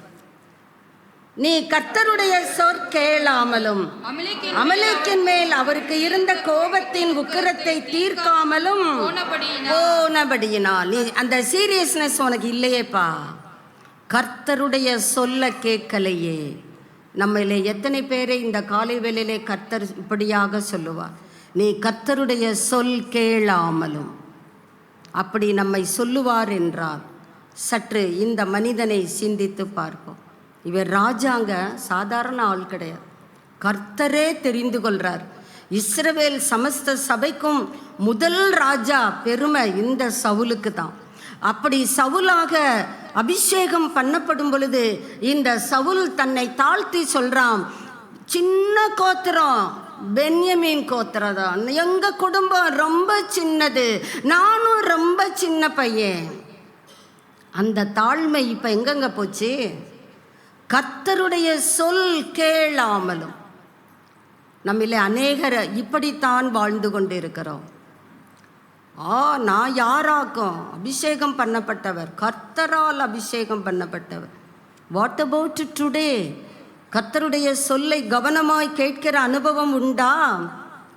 1 சாமுவேல் இந்த கர்த்தருடைய சத்தத்தின் அந்த மகத்துவத்தை உணராத சவுலுக்கு நேர்ந்த காரியம். 1 சாமுவேல் 16:14 வாசிக்கலாம். கர்த்தரே அவனை விட்டு விலகிட்டாருங்க. கர்த்தருடைய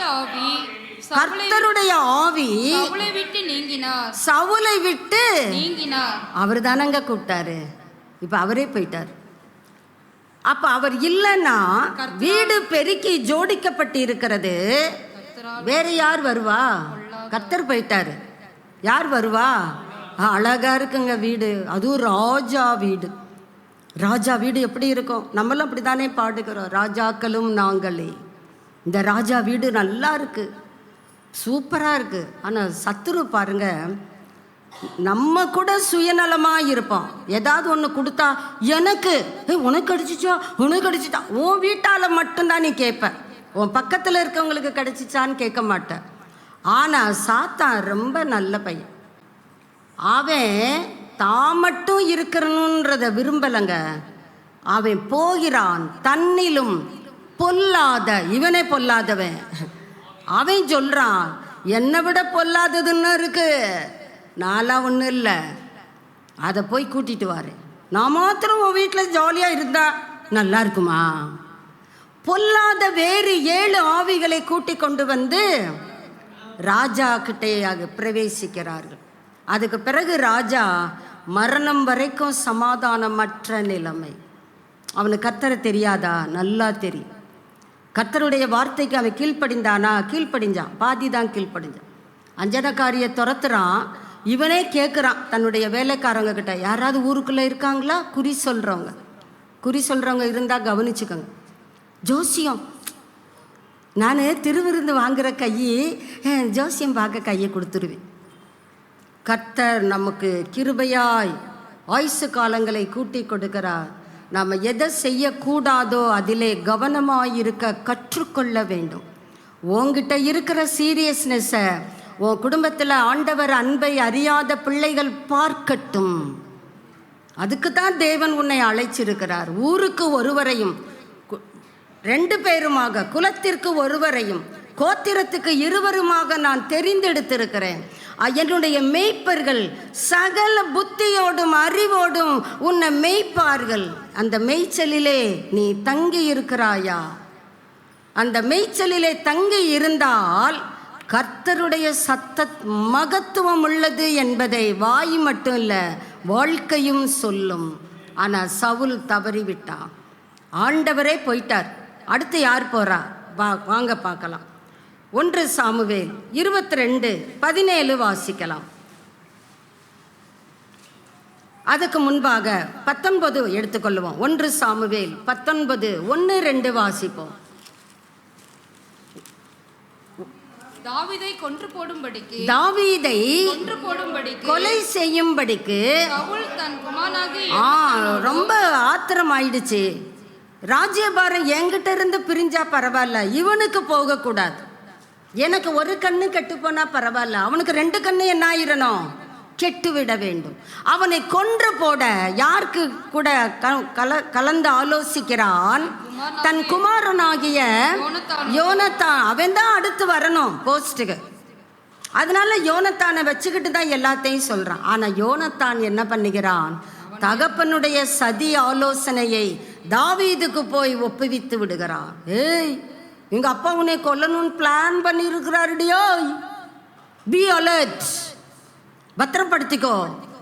அவன் கேட்குறான், உங்கள் அப்பாவுக்கு நான் என்னப்பா தீமை செஞ்சேன்? கோலியாத்தை கொன்னது தீமையா? நான் பாட்டுக்கு எங்கள் அண்ணங்களுக்கு தீவனம் கொடுக்க தானப்பா வந்தேன், அது தீமையாப்பா? நீங்கள் 2வது வசனத்தை வாசித்து பாருங்க. சவுலின் குமாரனாகிய யோனத்தானோ தாவீதின் மேல் முதல் வசனத்துல கர்த்தர் எழுதி வைத்திருக்கிறார், தாவீதை கொன்று போட யோனத்தானோடு கூட சவுல் ஆலோசித்திருந்தான். ஆனால் சவுல் கர்த்தருக்கு கீழ்ப்படிய மனமற்று போனதினால் சவுலின் பிள்ளைகள் கூட அவங்க என்ன பண்ணல? கீழ்ப்படியவில்லை. இவன் பிளான் சொன்னா பந்தஸ்து வைப்பான்னு பார்த்தா இவன் போய் அங்கே ஊதி விட்டுட்டான். அவனுக்கு தாவீதை தான் ரொம்ப பிடிச்சிருக்கு. தாவீது என்ன பராக்கிரமசாலி, அவன்கிட்ட இருக்கிற தைரியம் ரொம்ப எனக்கு கூட பயமா இருக்கு. நான் கூட கோலியாத்தை பார்த்து பெட்ரூம்ல கட்டில் கடியில ஒளிஞ்சுக்கிட்டேனாக்கும். யோ அப்பா சவுல், நீரும் தானே பயந்திருந்தீர், அதெல்லாம் கொஞ்சம் நினைச்சு கொடுங்க. ஏய், நான் ராஜா, நான் சொல்றதைத்தான் நீ கேட்கணும். ஆனால் யோனத்தான் தகப்பனை அசட்டை பண்ணுகிறான். மகன் இப்படி மகா சொல்றா, நான் தாவீதை தான் மேரேஜ் பண்ணிப்பேன். இன்னைக்கு நிறைய அப்படிதான் போய் கொண்டு இருக்குது. இதை தான் முடிப்பேன், அதை தான் முடிப்பேன். தேவ திட்டம் என்ன என்பதை உன் வாழ்வில் சற்று வேத வசனத்தை திறந்து ஆராய்ந்து கண்டுபிடித்து அதற்கு ஏற்றாற் போல உன் வாழ்க்கையை கொண்டு சென்றால் உன் எதிர்காலம் பிரகாசமாயிருக்கும். நான் சொல்லணும்னு சொல்லலை, கர்த்தர் தெளிவாக நமக்கு சொல்லுகிறதை கீழ்ப்படிய கற்றுக்கொள்ள வேண்டும். அவர் மகத்துவமானவர். மீகாள் சவுல் சொல்றான், வேணாம், நான் உனக்கு நல்ல பையனா பார்க்கிறேன். No date, no. தாவீது என்னமோ டான்ஸ் ஆடுறான், தாவீது என்னமோ எவ்வளவு பராக்கிரமமா இருக்கிறான். எனக்கு அவனை தான் பிடிச்சிருக்கு. தன் சொந்த மகன், தன் சொந்த மகள் தன்னுடைய வார்த்தைக்கு கீழ்ப்படியவில்லை. இன்னைக்கு நிறைய பெற்றோர் அப்படியே குமுறி கொண்டு தானே இருக்கிறீங்க. இந்த பயபுள்ள என் பேச்சை கேட்க மாட்டேங்குது, என் பேச்சை கேட்க மாட்டேங்குது. கர்த்தர் கேட்கிறார், நீ என் பேச்சை கேட்குறியா? நீ என் பேச்சை கேட்குறியா? நீ கேட்டா உன் பிள்ளை உன் பேச்சை கேட்கும். வேத பிரமாணம் அதுதான். நல்லா என் பிள்ளைக்கு புத்தி சொல்லுங்க, கர்த்தர் உனக்கு சொல்லுகிறார். உன் தேவனாகிய கர்த்தருடைய சத்தத்திற்கு நீ எப்படி செவி கொடுக்கிறாய்? கவனமாய் கவனமாய் செவி கொடுக்கிறாயா? சவுல் தவறிவிட்டான். சவுல் கர்த்தருடைய வார்த்தைக்கு அவர் கிடக்கிறாரு. ஊழியக்காரர் எப்பவும் லேட்டாக தான் வருவார். நான் இறங்கி பலி செலுத்திடுவனாக்கும். நம்மள மாதிரி தான் அவரும் பாட்டு பாடி இருப்பார். ராஜாக்களும் நாங்களே ஆசாரியர்களும் நாங்களே. ஆசாரியன் வரலன்னா என்ன, நீ இப்போ பலி செலுத்து, நானே செய்து விடுகிறேன். இப்போ சாமுவேல் வருகிறார், என்ன நீ தான் வர லேட் ஆயிடுச்சே, பழி போடுகிறான். நான் வர லேட்டானா என்ன, காத்திருக்கலாம் தானே. ஊழியரை குறை சொல்லுகிற கேரக்டர் இன்று மலிந்து விட்டது. வீட்டுக்குள்ளே நீ சாப்பிடும்போது வீட்டுக்குள்ளே உன் பிள்ளைங்க கிட்ட அதிகமாக நீ பேசுறது எது? பாத்தியா, இன்னைக்கு பேசுனதை கேட்டியா? அப்போ அந்த பிள்ளை எப்படி அந்த ஊழியரை கனம் பண்ணும்? நீயே கனம் பண்ணவில்லையே. அதை தான் சவுல் செய்கிறான். அவன் கர்த்தருடைய வார்த்தையை நிராகரித்ததினாலே மகனும் மகளும் கீழ்ப்படியல, ஆண்டவரே அவனை விட்டு போய்விட்டார். இன்னும் கொஞ்சம் பாருங்க, இப்போ வருவோம் 1 சாமுவேல் 22:17 வந்துருவோம். பின்பு ராஜா தன் அண்டையிலே நிற்கிற சேவகரை நோக்கி, நீங்கள் போய் கர்த்தருடைய ஆசாரியர்களை கொல்லுங்க. கொல்ற ஆவி போல சவுலுக்குள்ள, தாவீதை கொல்லணும், ஆசாரியர்களை கொல்லணும், கொல்லுன்ற அசுத்த ஆவி இவனை முழுவதுமாக ஆக்கிரமித்து இருக்கிறது. இப்போ வேலைக்காரங்களை பார்த்து சொல்றான், போங்க, அந்த ஆசாரியர்கள் குரூப்பா நிக்கிறாங்க, போட்டு தள்ளுங்க. ஆனா வசனம் சொல்லுது, ராஜாவின் வேலைக்காரரோ கர்த்தருடைய ஆசாரியர்களை கொல்ல தங்கள் கைகளை நீட்ட சம்மதிக்கவில்லை. உத்தரவு யார்கிட்ட இருந்துங்க வந்துச்சு? ராஜா கிட்ட இருந்து வந்துச்சு. ஆனா வேலைக்காரங்க, கர்த்தர் என்ன அழகா எழுதி வச்சிருக்கிறார், நீ ராஜாவா இருந்தா என்ன, நாங்க வேலைக்காரங்க தான், உன் வார்த்தைக்கு நாங்க கீழ்ப்படிய வேண்டிய அவசியம் இல்லை. ஏனென்றால் ராஜாதி ராஜா சத்தத்துக்கு நீ கீழ்ப்படுகிறியா? நீ எங்களுக்கு சொல்ற ஆசாரியர்களை கொன்னு போடுன்னு, எங்க கைகளை நாங்க நீட்ட மாட்டோம். அது மாதிரி சவுலுக்கு அவகீர்த்தி எதுவுமே இல்லைங்க. ஆவியானவர் விட்டு போய்விட்டார். அதில் தான் பொல்லாத ஆவி அவனை அலைக்கழிக்கிறது. மகனும் மகளும் தன் சத்தத்துக்கு செவி கொடுக்கல. நீங்க நம்ம ஒரு ஆலோசனையா சொன்னா அதை போய் அங்க போய் தாவீதுட்ட சொல்லலாமா? ஜோனத்தான், சொல்லுவேன்பா, தாவீது தான் எனக்கு ரொம்ப பிடிச்சிருக்கு, உன்னை விட எனக்கு தாவீது தான் பிடிச்சிருக்கு. யோனத்தானும் தாவீதும் அவ்வளோ திக்கு ஃப்ரெண்ட்ஸாக இருக்கிறார்கள். டக்கு டக்குன்னு தாவீதுக்கு அந்த சவுலின் திட்டங்களை எல்லாம் அறிவித்து விடுகிறான். டக்குன்னு அடுத்த மலைக்கு தப்பிச்சு ஓடிடுறான்.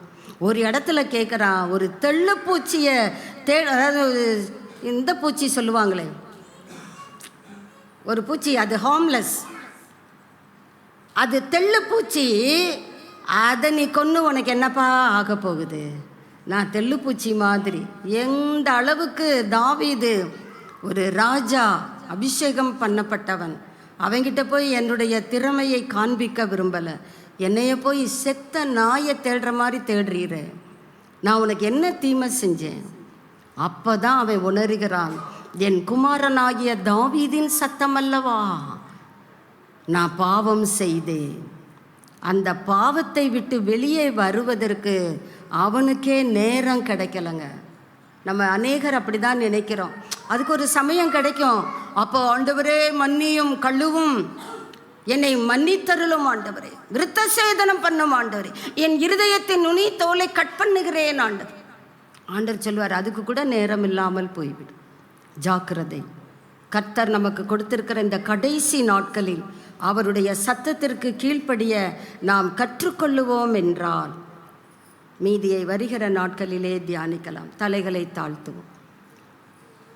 பழைய ஏற்பாட்டிலே இன்னொரு மனிதர் உண்டு, புதிய ஏற்பாட்டிலே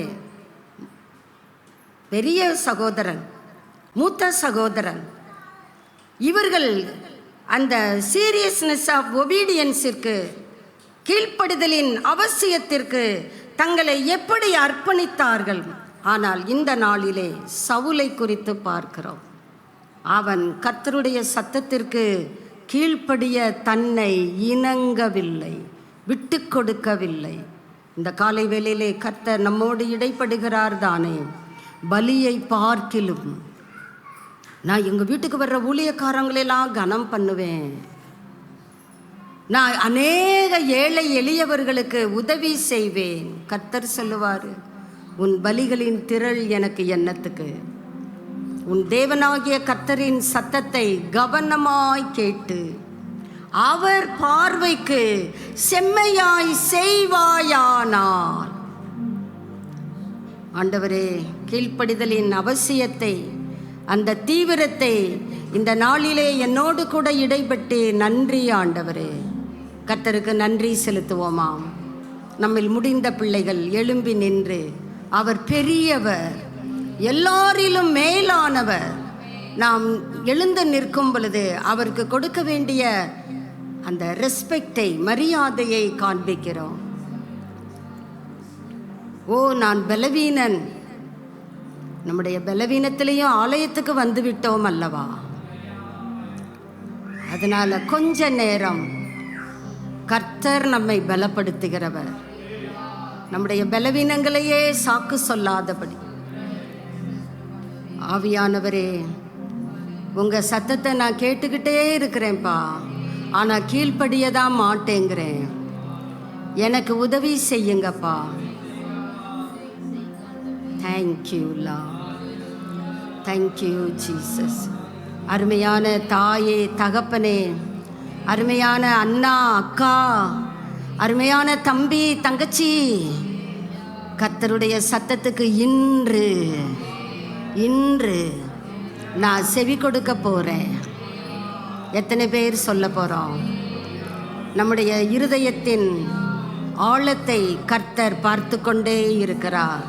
நம்முடைய இருதயத்தின் ஆழத்தை பரலோகம் கவனித்து கொண்டு இருக்கிறது. அவர் பார்வைக்கு செம்மையானவைகளை செய்து. Thank you Lord, thank you Jesus. நம்ம கொஞ்ச நேரம் நம்முடைய காதேஸ் வனாந்தர பயணத்திலே எங்கெல்லாம் தேவ திட்டத்திற்கு வெளியே வாழ்ந்து கொண்டிருக்கிறோம். ஆண்டவர் சொல்லுவார், காதேசிலே இப்படி தங்கி வெகு நாளாக இருக்கிறீங்க, போதும் இங்கே தங்கி இருந்தது, வெகு நாளாகி விட்டதோ, காதேசை விட்டு நாம் கிளம்ப வேண்டுமே. காதேஸ் என்றால் எபிரிய மொழியிலே பரிசுத்தம், தேவனுக்கென்று பிரித்தெடுக்கப்பட்ட, தேவனுடைய கொண்டிருக்கிற உடன்படிக்கையிலே தன்னை நிலைப்படுத்துகிற இந்த பதங்கள் தான். ஆனால் தேவ திட்டத்திற்கு வெளியே வரும் பொழுது அதே காதேஸ் நமக்கு குழப்பத்தை ஏற்படுத்துகிறதல்லவா? தேவனுடைய சத்தத்துக்கு கீழ்ப்படியும் பொழுதுதான். என்னை கொண்டு போய் விடுறதுக்கு யாருமே இல்லை ஆண்டவரே. இயேசு உன் அருகிலே வந்து விட்டார். யாருமே வர வேண்டாம்ப்பா, நானே வாரேன். குளத்தை கலக்கிறதற்கு தேவதூதன் வர்றது வரைக்கும் நீ காத்திருக்க வேண்டாம். நீ செவி கொடுத்தா போதும். உன் படுக்கையை எடுத்துக்கொண்டு நட. உடனே அவன் நடந்து போனான். நம்ம எந்த இடத்துல எல்லாம் கீழ்ப்படியாது இருக்கிறோம், நம்ம அநேக நேரம் நம்முடைய பிள்ளைகளுக்கு சொல்லுகிறோம், உண்மையாயிரு அப்படிங்கிறோம். கர்த்தர் நம்மை கேட்கிறார், உன்னுடைய உண்மையின் விகிதம் என்ன? மற்றவர்களுக்கு போதிக்கிற நீதானே உனக்கு போதியாமல் இருக்கலாமா? கர்த்தர் இந்த காலை வேளையிலே நம்மை பார்த்து கேட்கிறார். என்னை, உங்களை கர்த்தருடைய கேள்வி கேட்கிறது. பதில் என்ன? நான் உங்க சத்தத்துக்கு கீழ்ப்படிவேன்பா. கலப்பையிலே கை வைத்துட்டேன், நான் பின்னிட்டு திரும்புவதில்லை. ஒருவேளை சவுல் கீழ்ப்படிய தவறி இருக்கலாம், சவுல் மன்னிப்பை கேட்க தவறி இருக்கலாம். நான் உம்மிடத்திலே மன்னிப்பை கேட்கிறேன். கர்த்தர் மன்னிக்கிறதற்கு தயை பெருத்தவர். மனங்கசந்து கேட்டால், மனதிலிருந்து வேதனைப்பட்டு நான் கீழ்ப்படிய மறுத்திருக்கிறேனே, Lord forgive me. இருதயத்திலிருந்து கர்த்தரை நோக்கி கூப்பிடுவோமா? Jesus, thank you Lord. I have decided to follow Jesus. I have decided to follow Jesus. I have decided to follow Jesus. No turning back, no turning back, no turning back, no turning back. Thank you Lord, thank you Lord, thank you Jesus. இயேசுவே, உம்மை பின்பற்றும்படியாக, உம்முடைய சத்தத்திற்கு கீழ்ப்படியும்படியாக இன்று எனக்கு நீர் விதிக்கிற கட்டளைகள் எல்லாவற்றின்படியும் செய்ய நான் கவனமாயிருக்க தீர்மானிக்கிறேன். நான் தீர்மானிக்கிறேன். நான் பின்னால திரும்பி பார்க்க போறது இல்லப்பா. நம்மிலே எத்தனை பேர் சொல்ல போறோம்? உங்களுடைய கரங்களை கர்த்தருக்கு காட்டுங்க. நம்ம எல்லாரும் கண்களை மூடி இருப்போம். யாரும் யாரையும் பார்க்க வேண்டாம். கர்த்தர்கிட்ட மாத்திரம் சொல்லுங்க, ஜீசஸ், ஒரு விசை கூட என்னை மன்னியும் ஆண்டவரே. கீழ்ப்படியாமல் போன தருணங்களை அப்பா எனக்காக மன்னியும். ஜீவனுள்ள ஒருவனை உமக்கு முன்பாக நீதிமான் அல்லாததினாலே அடியேனை நியாயந்தீர்க்க பிரவேசியாதேயும். ஒரு நாளைக்கு, இன்னைக்கு ஒரு நாளைக்கு நீங்க பொறுத்துக்கங்கப்பா. இனிமே நான் பின்னால திரும்பி பார்க்க போறதில்ல. ஏன்னா கடைசி நாட்களில் வந்து விட்டேன்.